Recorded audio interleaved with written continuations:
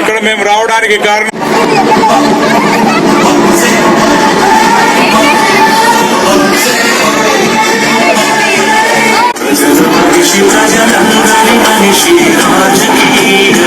బేషరతుగా రుణమాఫీ చేస్తా అన్నాడు.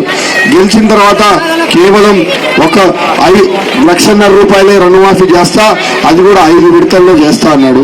ఇప్పటికి 5 సంవత్సరాలు పూర్తయినా కానీ ఆ 5 విడతలు మాత్రం ఎక్కడా పూర్తి కాలే.